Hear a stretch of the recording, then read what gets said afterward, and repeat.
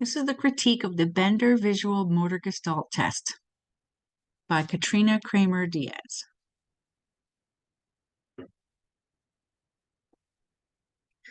The first version of this test was developed and produced in 1938 by Loretta Bender, a child psychiatrist who based her work off of the research done by Max Wertheimer, who is a Gestalt psychologist.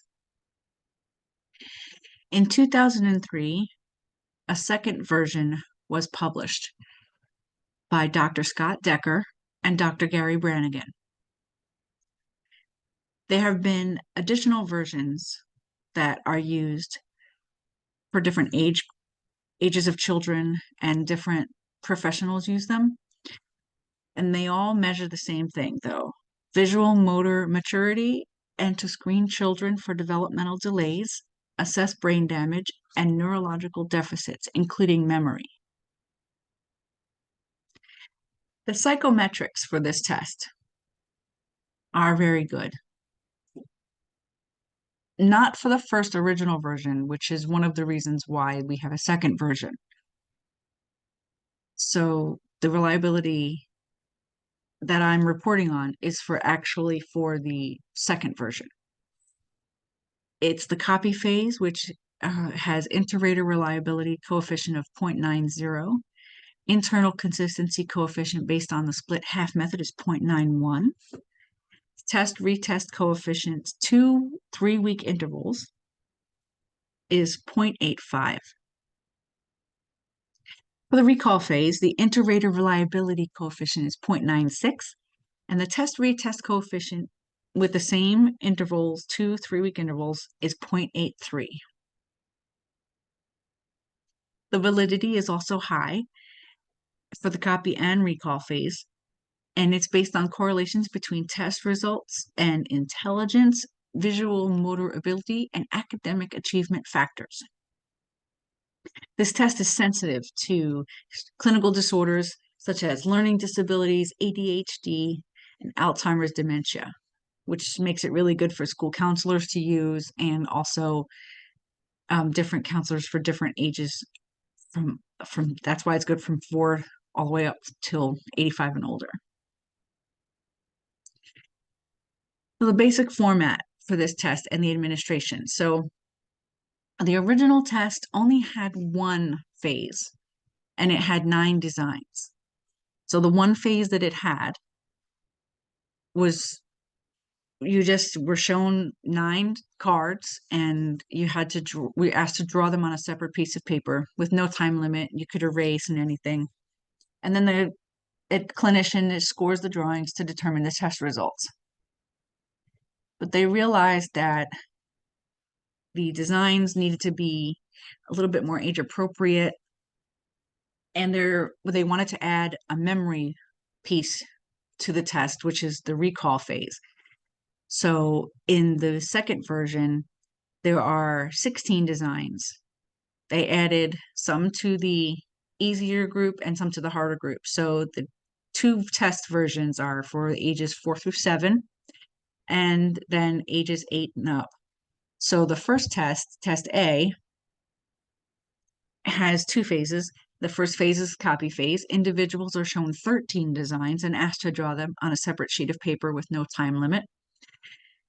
And then the second phase is the recall phase. Individuals are asked to draw as many designs from memory with no time limit. Then the same thing, test B, but for the older group, 8 through 85 and older. The copy phase, the individuals are shown 12 designs and asked to draw them on a separate sheet of paper with no time limit. And then the recall phase is the same. Their individuals are asked to draw as many designs from memory as possible with no time limit. You can also erase, so that's nice takes the pressure off as you're taking the exam. And the clinician scores the drawings from both phases to determine the test results. The required materials really just need a pencil with an eraser, a blank sheet of paper for each phase of the test, a clear workspace, a quiet and well-lighted environment, which is one of the things I think that why it's so popular.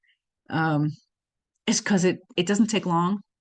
I think the test takes about anywhere between 5 and 20 minutes. What makes the test so difficult and why you need a lot of training is really the scoring is very complicated. And we'll get to that in a later slide. So the test administrator explains the instructions of each phase before each phase begins. So for example, before the copy phase, the administrator might say something like, I have a stack of cards that I will show you one at a time. Each card has its own design on it that you will look at closely and then copy onto your blank sheet of paper. When you're copying the design from the card to the paper, try and make what you draw match what you see on the card. You are allowed to erase whenever you want to and to try again. There is no time limit, so take as long as you need to do the best you can. Do you have any questions? And then you start to test. And then before the recall phase, for example, you could say something like, now it's time for you to remember as many designs as you can without looking at any cards I showed you or the paper with your drawings. As you remember each design, draw it on this blank sheet of paper. Erasing is allowed, and there is no need to hurry because there is no time limit. Just take your time and do your best.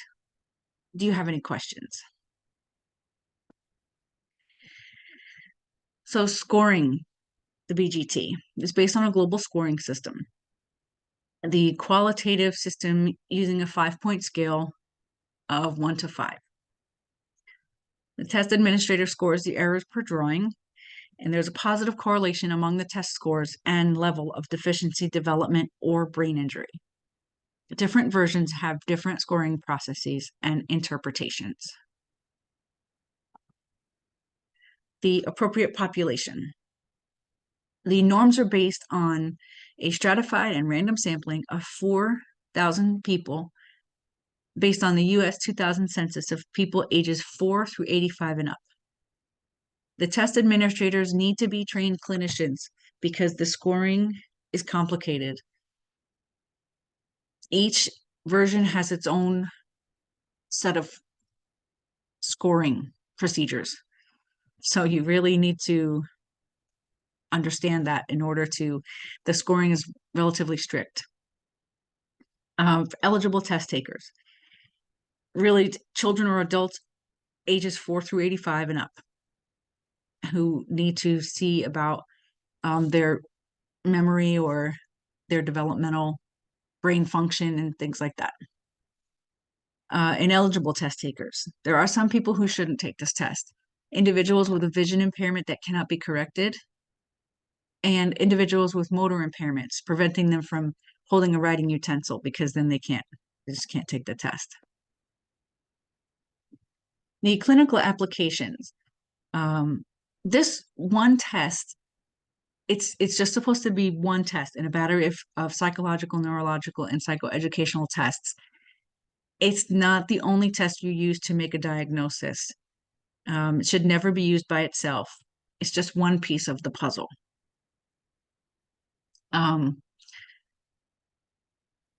The ethical and cultural issues, it's shown that because this is based off of drawing and hand-eye coordination, they've done studies that show that the socioeconomic status of some populations contribute to lower visual motor skill development. So that could pose a problem. These are some of the references that I've used to create this critique. And here. And that's it for my presentation.